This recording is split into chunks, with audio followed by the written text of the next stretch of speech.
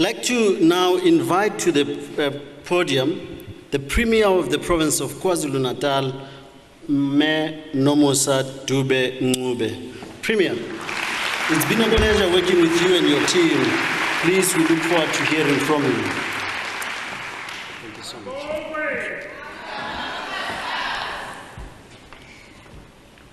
Thank you very much, Program Director. I wish to acknowledge in the room the Prime Minister of Barbados, Honorable Mayor Mottley. I wish to acknowledge the presence of the patron of the Nelson Mandela Foundation, Mrs. Gracia Machel, the Minister of Foreign Affairs and Foreign Trade, Honorable Simons, the former Deputy President of the Republic of South Africa, Honorable Mlambo Ngcuka. I also wish to acknowledge the Chief Zweli Velile Mandela and the whole family of Mandela that are present here today. The board of Nelson Mandela Foundation, Professor Ndebele, the CEO of Nelson Mandela Foundation, Mr. Hatang, the chairperson of the board, and all other delegations of the Old Mutual Group. I also do wish to acknowledge all the members of the Executive Council, the ministers that are present, deputy ministers, the members from the civil society, the business that is present here, the councillors, the mayors, and all our international guests, and all of you, ladies and gentlemen, good afternoon. Good afternoon. Anybody else?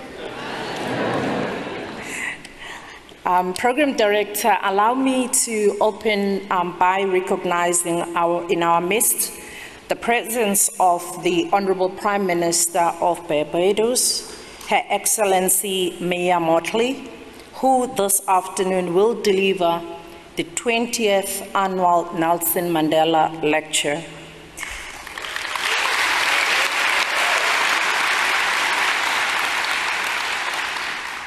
Your Excellency, we are really honored for having to be graced by you, and that you have found time to be with us on this historic occasion, which is the first time, as Professor has said, it's the first time that is being held here in KwaZulu-Natal in person, following the COVID-19 pandemic since 2020. Now you will agree with me that KwaZulu-Natal is a province of the first. Everything starts here. The first Premier, the first Prime Minister, the first.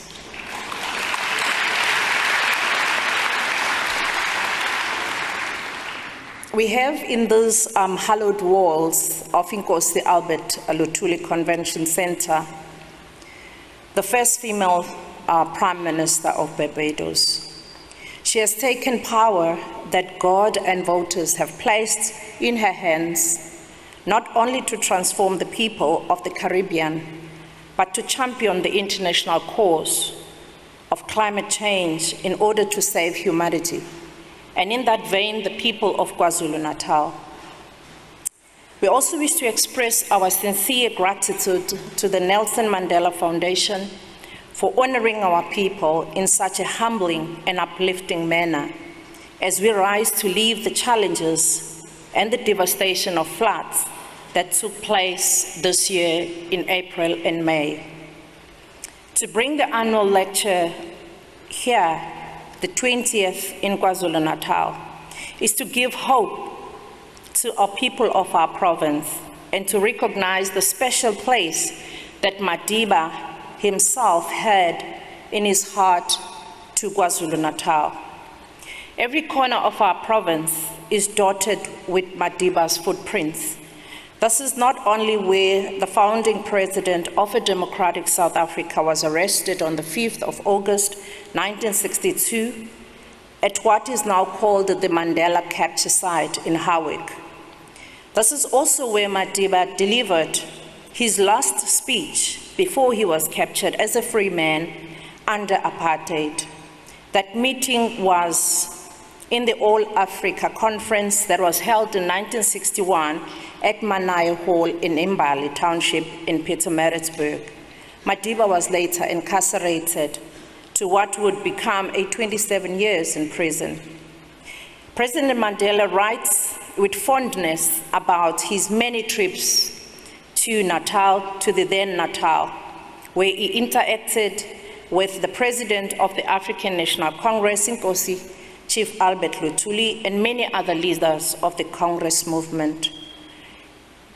It is these intimate discussions that led to the formation of Umkhonto weSizwe, the armed wing of the ANC, and the adoption of the armed struggle that changed the trajectory of our struggle to liberation.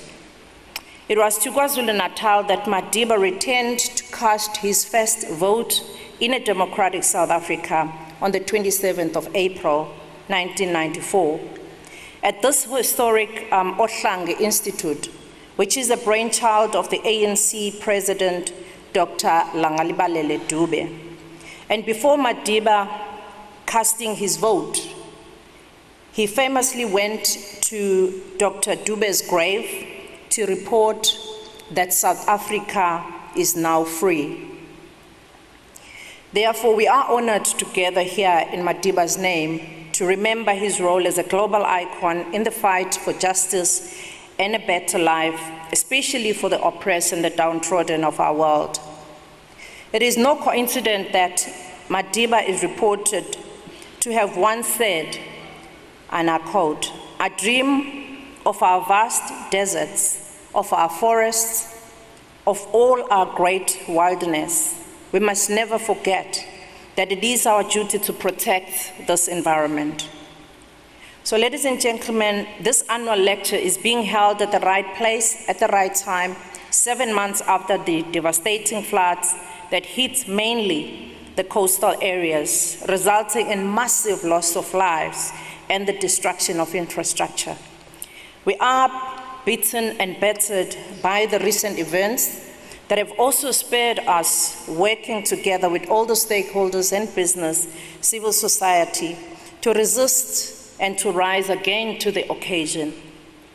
Rebuilding must also take into consideration not only to build, people must not build in our floodlines, floodplains, or dry riverbanks, which may erupt during flash floods.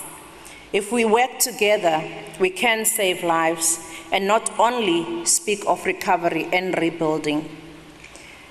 Ladies and gentlemen, many perhaps say KwaZulu-Natal is a small province by nature, seeking to punch above its weight by wanting to lead fellow Africans to the medium-term goal of improving climate action in the continent.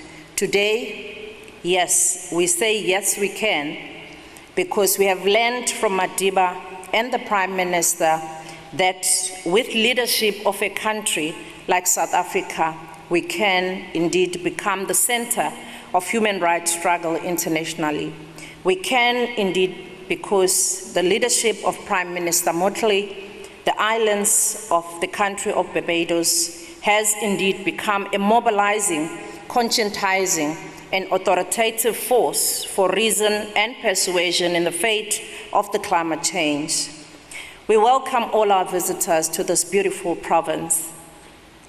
This is all your home, the home of all colors of our rainbow nation. We welcome you to the land of Dr. Langalibalele Dube, to the land of Fatima Meer, to the land of Mahatma Gandhi, to the land of the Big Five and the Drakensberg Mountain in Dabazo-Kahlamba, to the land of Isimangaliso wetlands, the warm sandy beaches, and the gorgeous warm weather.